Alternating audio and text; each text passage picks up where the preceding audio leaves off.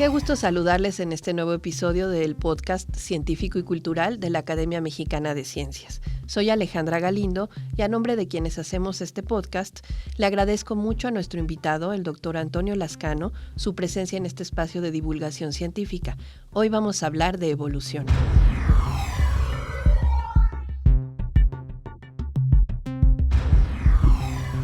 Bienvenido, doctor Antonio Lascano, al podcast científico y cultural de la Academia Mexicana de Ciencias. Nos honra su presencia y primero que nada quisiera extenderle una felicitación por el reciente reconocimiento que le brindó la Universidad Nacional Autónoma de México en la categoría de docente de Ciencias Naturales con el Premio Universidad Nacional 2023.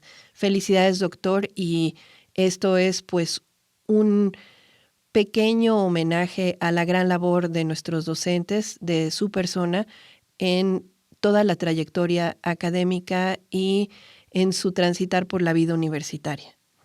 Pues muchísimas gracias, doña Alejandra. Me siento muy halagado con el premio, ciertamente. Y bueno, toda mi vida ha transcurrido en la universidad. Yo creo que ese es uno de los grandes privilegios que he tenido en toda mi existencia, ¿no? Así es. Para compartir con nuestra audiencia, el doctor Antonio Lascano se encuentra con nosotros para hablar en este capítulo de evolución. El doctor Antonio Lascano es un científico mexicano, biólogo y doctor en ciencias por la UNAM, especializado en la evolución temprana y el origen de la vida. Ha sido el autor de 150 trabajos de investigación, aproximadamente 70 trabajos de divulgación, y es autor y coautor de 16 libros, entre ellos El origen de la vida, la evolución química y evolución biológica, de 1983, Una revolución en la evolución, del año 2003, Alexander Oparin, La chispa de la vida, de 2008, y 3 ensayos darwinistas de 2016, entre otras publicaciones. Es Premio Universidad Nacional 2007 y también recibió el Charles Darwin Distinguished Scientist Award de 2013 y 3 doctorados honoris causa. Es miembro del Colegio Nacional y de la Academia Mexicana de Ciencias. Muchísimas gracias por acompañarnos en esta ocasión, doctor Lascano.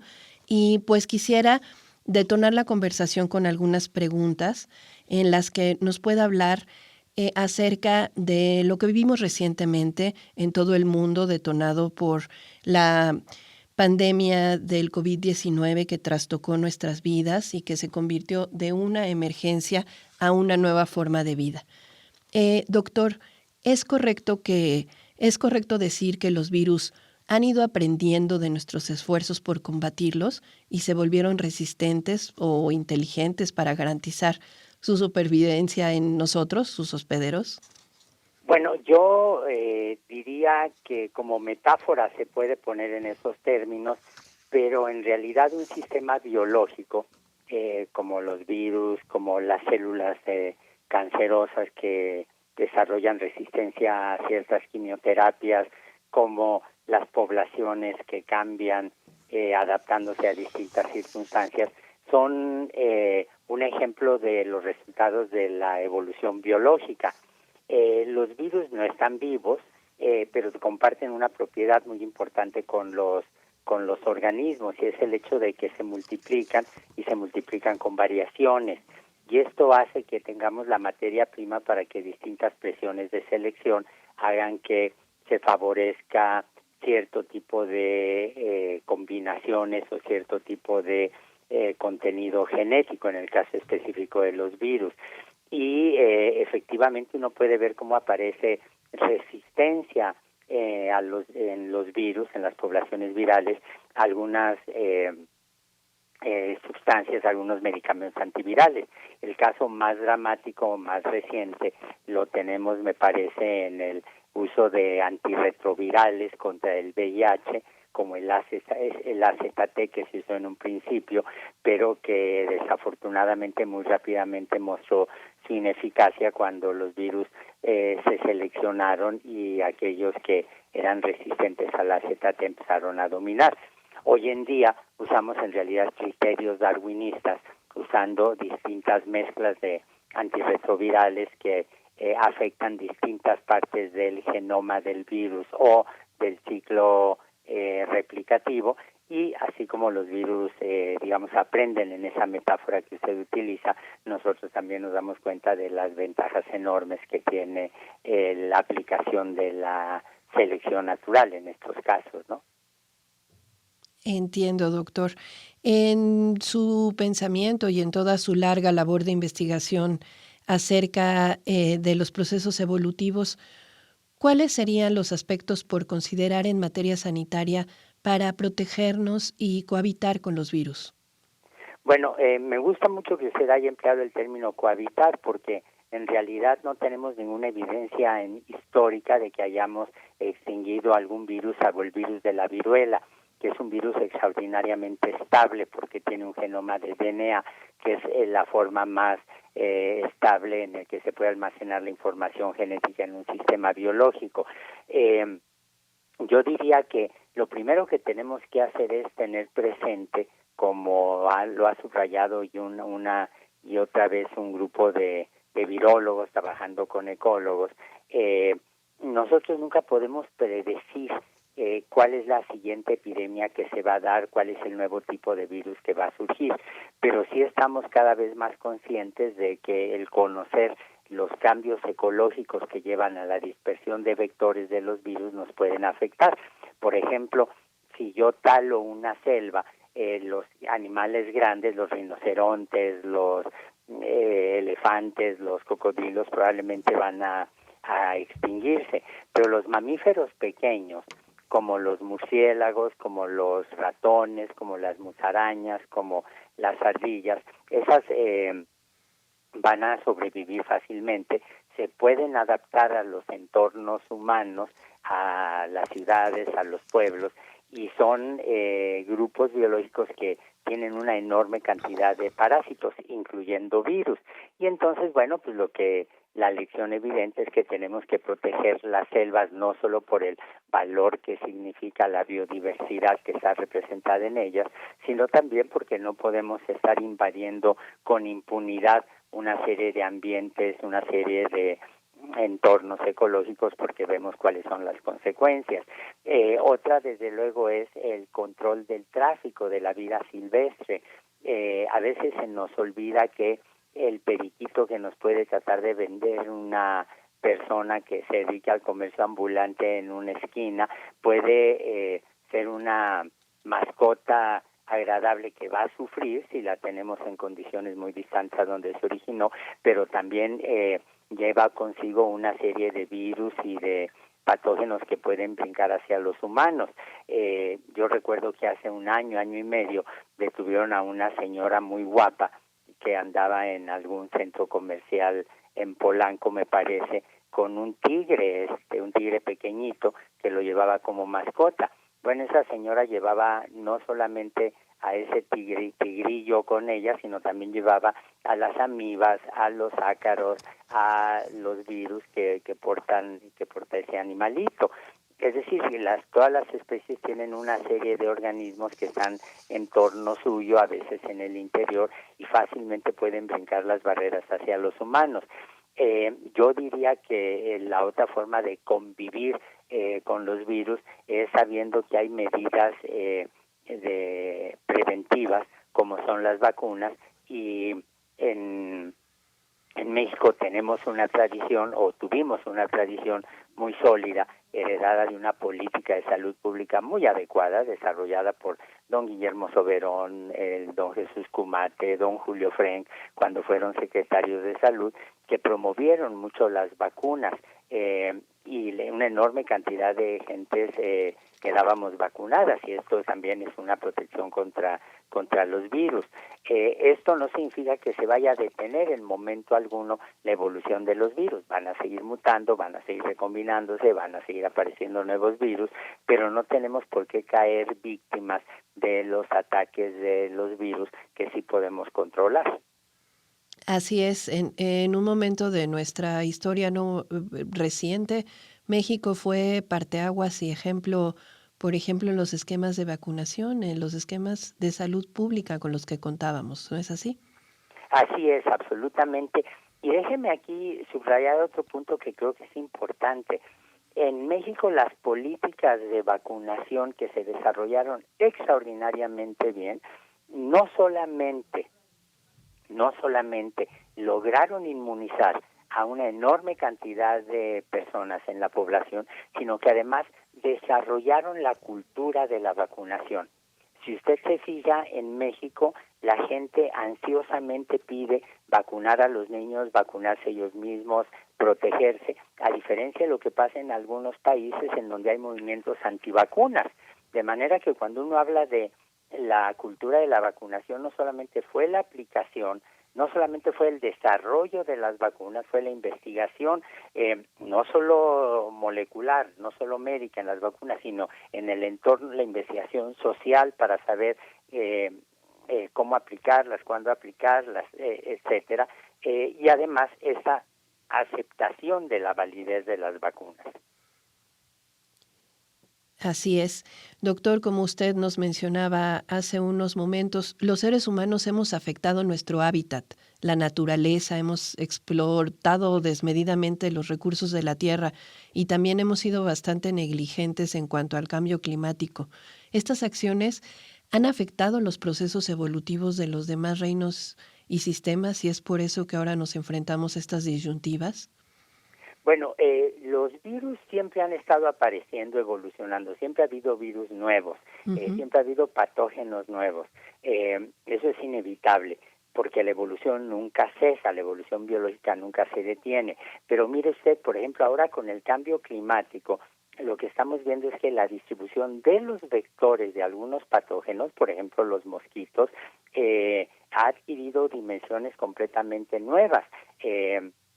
Hay, por ejemplo, casos de personas que están teniendo padecimientos infecciosos tropicales en el centro de Francia o en el norte de Italia, o tenemos el problema de la distribución de los mosquitos que transmiten al virus del dengue o el chikungunya. Ahí lo que estamos viendo es sencillamente cómo con el cambio climático se favorecen las condiciones para una redistribución de especies que son vectores, y eso es algo que también tenemos que tener presente cuando estamos hablando de los riesgos del cambio climático. No solo son las inundaciones o las sequías o la pérdida de glaciares, sino también una redistribución de vectores.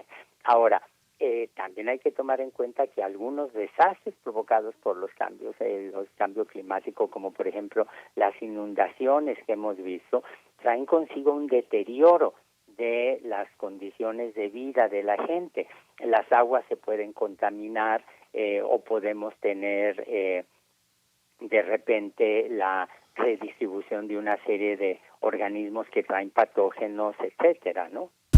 Sigan las actividades y contenidos de la Academia Mexicana de Ciencias, como son las charlas con científicas y científicos mexicanos o la revista Ciencia, que es el órgano oficial de comunicación de la AMC, que puede ser consultada en su versión PDF en la página de internet de la Academia, amc.edu.mx.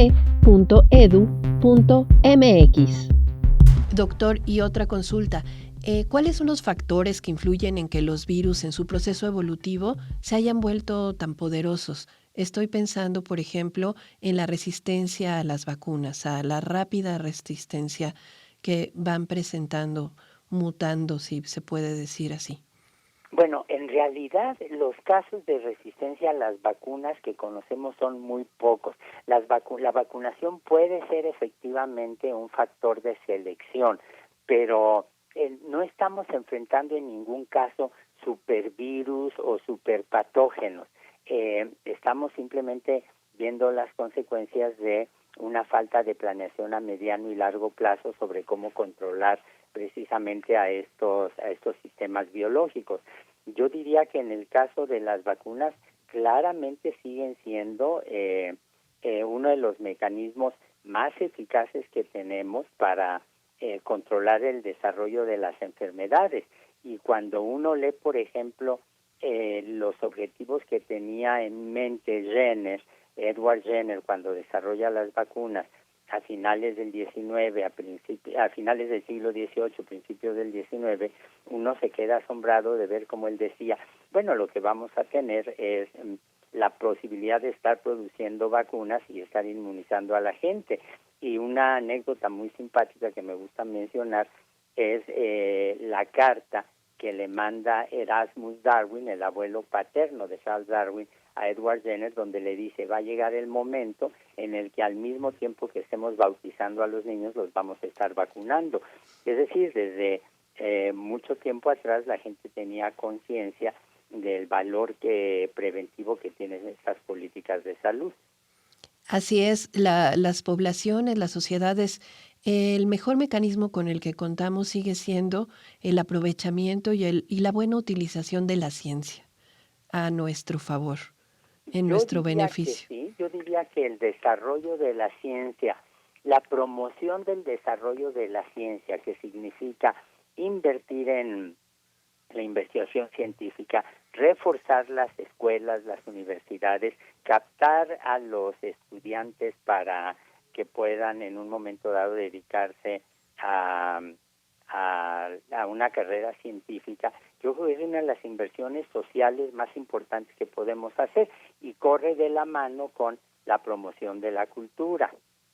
Así es, ponemos énfasis en las vocaciones científicas, en la importancia de fomentar las vocaciones científicas y también en estas cuestiones de divulgación en donde un joven tenga acceso a los medios, a la formación educativa necesaria para aportar con conocimientos en un mediano y largo plazo.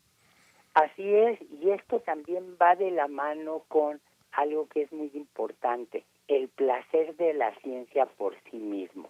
Mire, yo creo que es evidente que cualquier sociedad requiere de un grupo de investigadores sólido que le permita comprender su entorno, prever desastres, ayudar a generar mejores formas de vida, comprender la naturaleza, pero también hay un placer estético que no se puede negar. Yo creo que uno recuerda a estas alturas todavía con placer cuando en la primaria o en la secundaria repentinamente podíamos resolver una ecuación y ahí hay un placer estético enorme.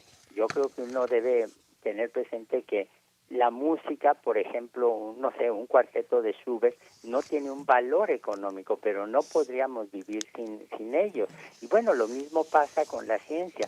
Hay un placer enorme intelectual, estético, cultural, en entender cómo giran las galaxias o cómo se desplazan los continentes en el planeta, al margen que ese desplazamiento de los continentes en el caso de la Tierra nos permite entender cómo serán muchos temblores. Sí, permítame, doctor, compartir con el auditorio una cita que me llamó mucho la atención cuando estaba yo buscando en su biografía, en su semblanza personal, y es una cita muy bonita que dice: estoy seguro que siempre deseé ser científico, mencionaba usted, y esto está ligado, como menciona, al placer estético, pero también al desarrollo de una carrera que nos lleve a ser seres humanos más enteros y más satisfechos con nuestro transitar en esta vida. Pues le agradezco que se haya dedicado a la arqueología biográfica. Sí, desde muy chico, desde que era un niño, sabía que quería ser científico, aunque ni siquiera sabía lo que era ser un científico. Pero siempre me sentía atraído por la ciencia, por la química, como todo niño, por la astronomía, por la historia de la ciencia. Me llamaba mucho la atención, me sigue llamando mucho la atención.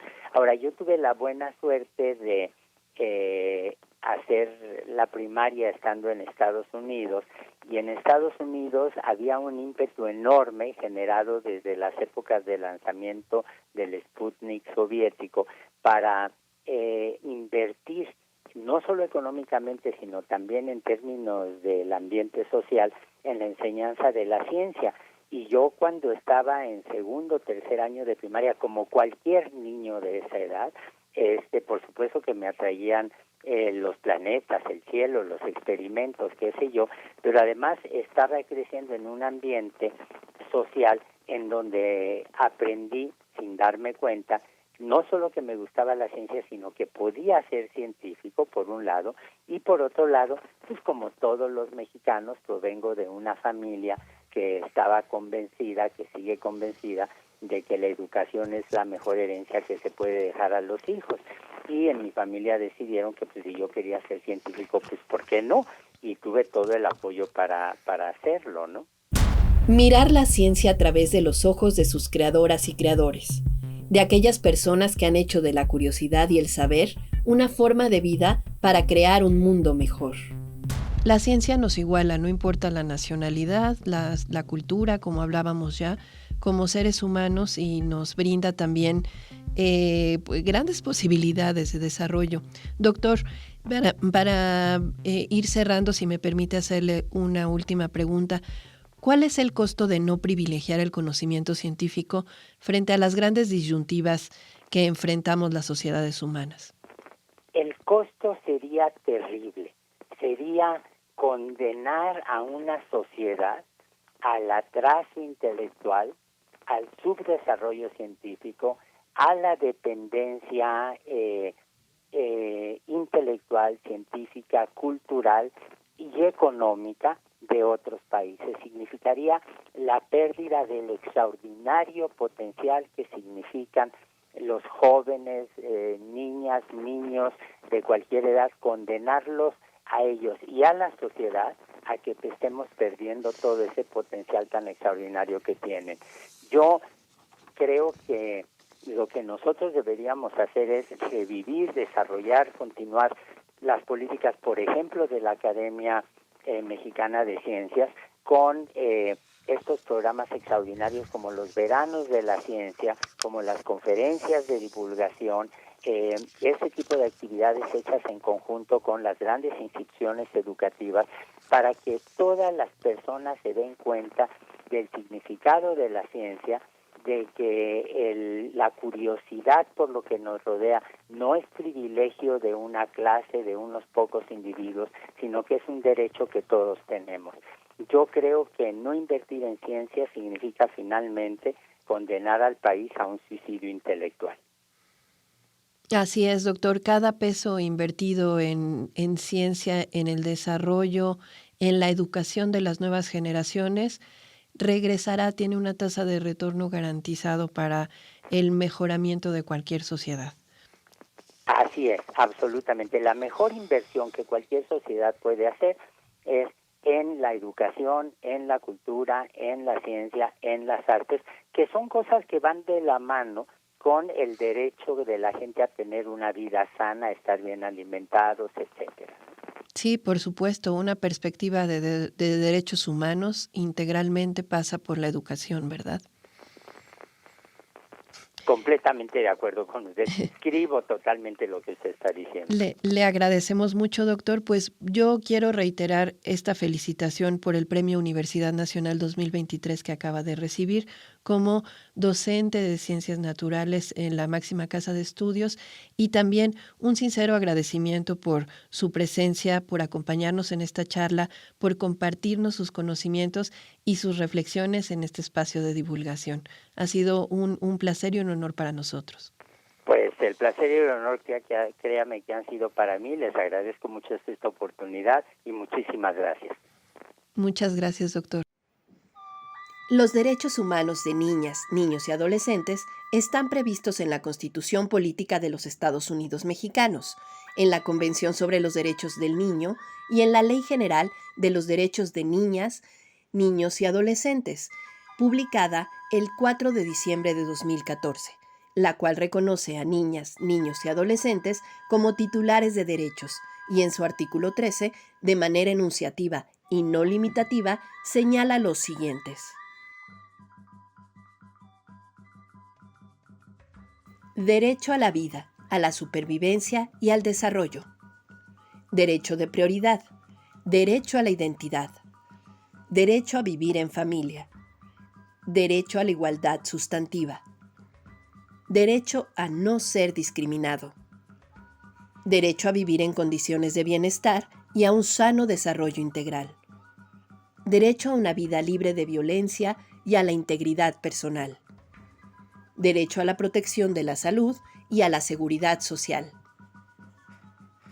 Derecho a la inclusión de niñas, niños y adolescentes con discapacidad.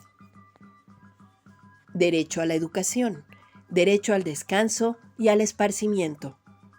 Derecho a la libertad de convicciones éticas, pensamiento, conciencia, religión y cultura. Derecho a la libertad de expresión y de acceso a la información. Derecho de participación, derecho de asociación y reunión, derecho a la intimidad, derecho a la seguridad jurídica y al debido proceso.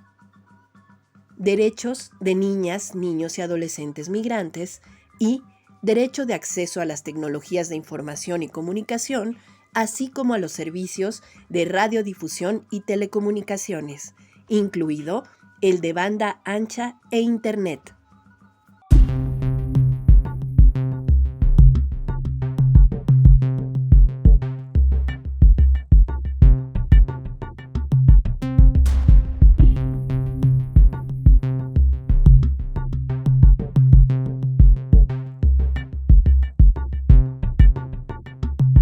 Agradecemos a Radio UNAM las facilidades otorgadas para la grabación de este podcast.